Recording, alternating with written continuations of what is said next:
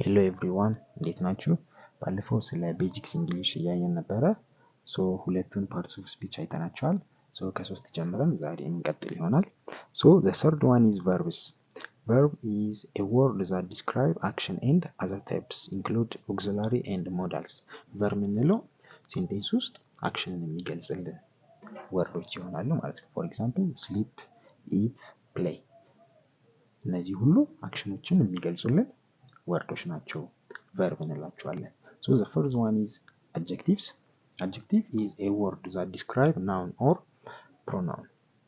adjective የምንለው ደግሞ ናውናችንን or ደግሞ ፕሮናውናችንን ሞዲፋይ የሚያደርግልን የሚገልጽልን ወርድ ይሆናል ማለት ነው። ፎር ኤግዛምፕል ቶል ረጅም፣ ሃፒ ደስተኛ፣ ቢዩቲፉል የሚያምር ቆንጆ።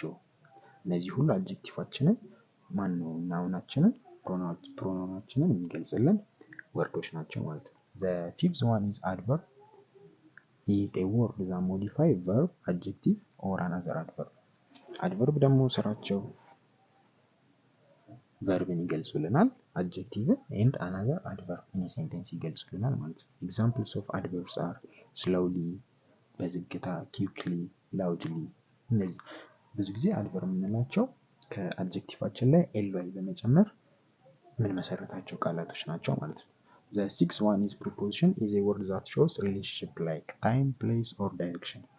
ይሄ ደግሞ ሴንቴንስ ውስጥ ስለ ታይም፣ ስለ ፕሌስ ኦር ስለ ዳይሬክሽን ስለ አቅጣጫ የሚነግሩን ወርዶች ምን እንላቸዋለን? ፕሪፖዚሽን እንላቸዋለን ማለት ነው። ኤግዛምፕል ኦን፣ ኢት፣ አት፣ ኢን የምንላቸው የፕሪፖዚሽን ኤግዛምፕሎች ናቸው ማለት ነው። ሰባተኛው ኮንጃክሽን ነው።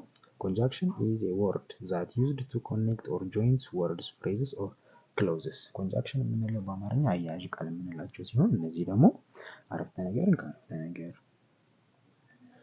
ወርድን ከወርድ ጋር፣ ፍሬዝን ሀረግን ከሀረግ ጋር የሚያገናኙልን ቃላቶች ኮንጃክሽን እንላቸዋለን። ኤግዛምፕል but፣ because፣ or፣ and የምንላቸው ቃላቶች ኮንጃክሽን እንላቸዋለን።